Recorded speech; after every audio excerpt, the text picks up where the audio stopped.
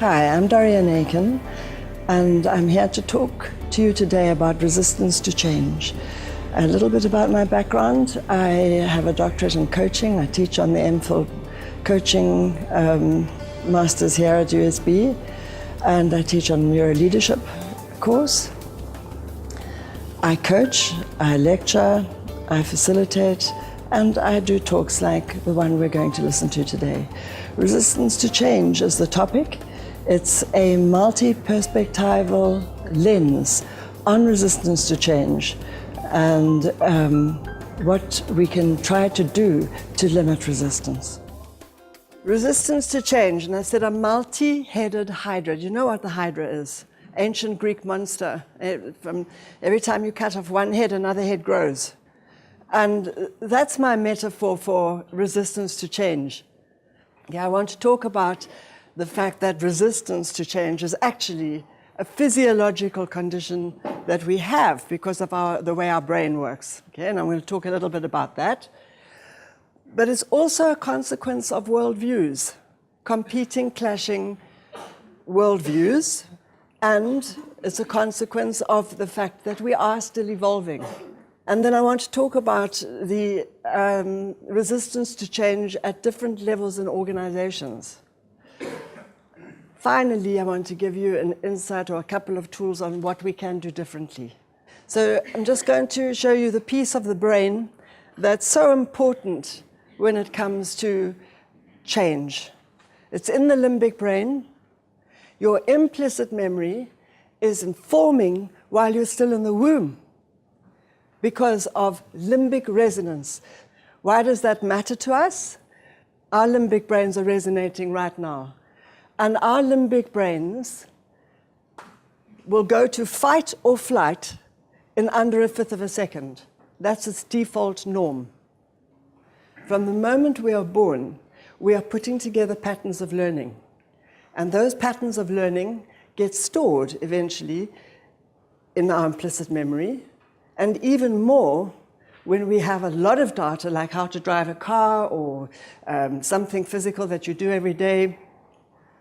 So the less mindfulness, the less consciousness we have of what I'm thinking, what I'm feeling, what I'm doing, the more likely you behave from a sort of knee-jerk reaction to things. So that's the next emerging piece, is consciousness is terribly, terribly important. So tell me something, who's experienced buyer's remorse? You've moved house and you think, why on earth did we do this? So buyer's remorse, that has a lot to do with resistance to change because the brain seeks certainty. So the brain gets alarmed when we don't have certainty. And as you know, in organizations where you have retrenchments, where you have mergers and acquisitions, where you have systems shifting around and changing, new leaders, new managers, there's a lot of anxiety around uncertainty. So that's another condition of resistance to change. And when we're not given certainty, it touches a lot of other triggers in our brains. But we do have plasticity. So it's a bit of a double-edged sword because you can change your patterns in your brain. There are basically just 3 basal paradigm questions. How did we get here? Why are we here? And what do we need to do now that we are here? I just want to tell you a little bit about what integral theory is. It's a lens, a multi-focus lens for opening up meaning from many disciplines. It believes that there has been, and there's a lot of evidence for this now building up, a historic series of transformations through several distinct stages of consciousness. So each stage is more complex than the next. No stage drops away. They're all there simultaneously. And that's, if you like, our crisis around resistance to change and our crisis as the human race today. Because there's more depth, less span as you go up, as time goes by and these new civilizations emerge. And each one of them have profound belief systems. And the belief systems depend very much on what is known, what you can prove. Integral then, as a theory, has a big picture view. It has a greater capacity for perspective. Its mantra is true but partial. And the final important piece around an integral emergence or transpersonal emergence is a regrowth of spirit. The quality of your spiritual beliefs, what is important to me in my journey through life is another way of putting that, is really important. Every situation, every evolution, civilization has its rise and its fall. Because if you look at this picture, the Bruce Lipton picture, and we're still emerging, he talks about holism. Integral talks about global tribe. That actually we're reinventing tribe, not going back to what tribe was when it was splintered and still is in different parts of the world, but that as a humanity, we recognize that we're part of a global tribe. That's a different level of consciousness, different level of accountability and personal responsibility. So when we talk about changes in organizations as well, so each one of these stages has its light and its shadow. Okay? So a company or an organization or a group of people operating at pre-conventional, the shadow side of them is deep resistance to change. At the conventional stages, and a lot of you will recognize this, you can have compliant organizations. Sustainability is seen as sort of an imposition. Efficient organizations at the conventional level, they value sustainability as a source of staying strong. Then what is called post-conventional or transpersonal in organizations, the organizations recognize the role and the interplay that they have globally. So resistance to change at the level, the low end of the spectrum of consciousness, is very stuck in one pattern of doing things. What can we do about resistance to change? I think you get the picture now that each level of development carries its own belief systems. And each level also has been dependent on what was known of the world, what we could actually know. There's still a lot of resistance to change in our organizations around any of this stuff that I'm sharing with you this morning. We have never experienced a more demanding or fast-paced and complex leadership environment. There are unprecedented challenges for leadership and its capacity and delivery, and we know that most leaders are in over their heads. So what can we do to help? New science of what's called vertical learning. If you just take one line of development, let's say that's the line of emotional intelligence. Emotional intelligence in integral theory is simply about care and concern.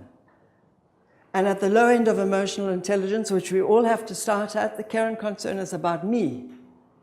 Then a child progresses, and at a certain point, the child becomes sociocentric, aware of me and my tribe. And then as we go up in terms of our own development, we hope that we become world-centric in our line of care and concern. That, in terms of care and concern, would mean sitting down with me, my tribe, and my enemies with care and concern.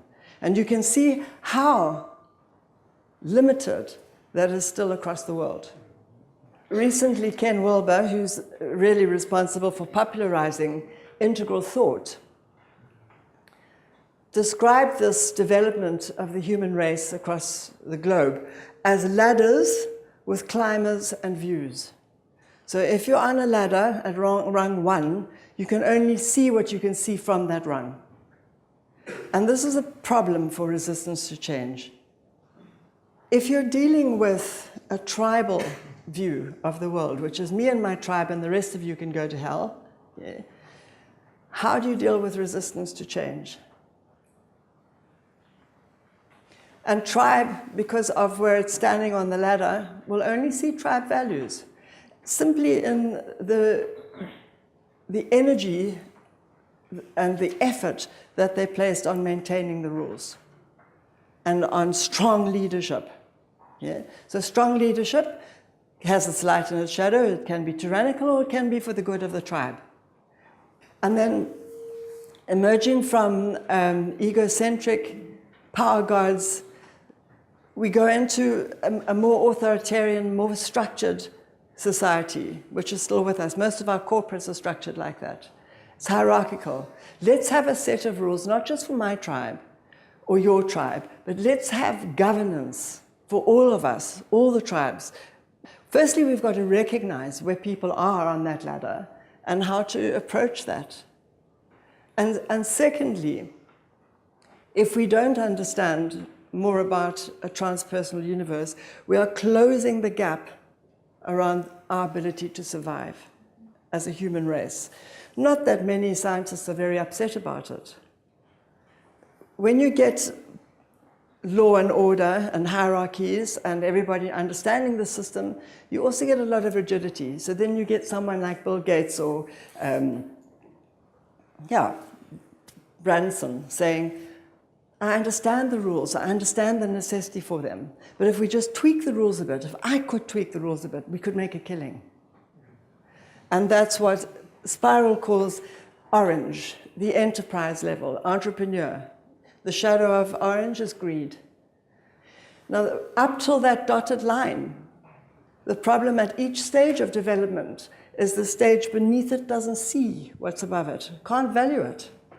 And when we move into green consciousness at the humanistic level, that's what we're moving towards, a greater sense of connection. So at green level, that thinking has been responsible for fighting for women's rights, fighting for children's rights, indigenous people's rights. There's a much greater sense of connectedness. But green has its own rules and its own values. So that is the problem up to that dotted line. That at each level of the rung on that ladder, there's a lot of intolerance to the positions below and a lot of misunderstanding, just not seeing the positions above. Transpersonal sees the whole ladder. Transpersonal is able to say, I'm not going to be married to this point of view. I'm going to find a way to connect with and understand what other groups value and try to work from that position. What emerges after integrative and neo-tribal, we don't know. But what we do know is it's still going on. When the answers to questions change, civilization changes. The forms of resistance change. What can we do about it? We know that the actions we take depend entirely on the quality of the thinking we do first. The quality of our thinking depends on how we're feeling. If we're feeling bad, we can't think well. And there's a physiological reason for that. The way we feel affects our ability to think well and therefore to act on our potential, and now we've got the evidence to prove it. In order to advance our consciousness and understand resistance to change, we need to give people the opportunity to think well. We need to take personal responsibility for what we want to do to increase our own circle of influence and awareness. Those are some of the ways, that's a most powerful way that I can think of that has had the biggest impact on resistance to change, is give people the attention that they need in order to be able to change perception, rather than shut people down or be directive. You know, we started off with the fact that in our limbic brain, we are conditioned to make assumptions. We are conditioned to have a reaction in under a fifth of a second, a fight or flight reaction. We have stored memories that could be very wrong. We jump to conclusions that may not be correct, and that's part of our brain-based behavior. But when we know this, we can intervene in it. We can have mindfulness, and that is a practice. And then, apart from our brain structure and the fact that we need to have that mindful awareness, we've got to take into account the movement of civilization and the belief systems at each stage and know how to meet them well. And perhaps then all of us will try to squeeze through that narrow gap that some scientists are talking about, and humanity can carry on.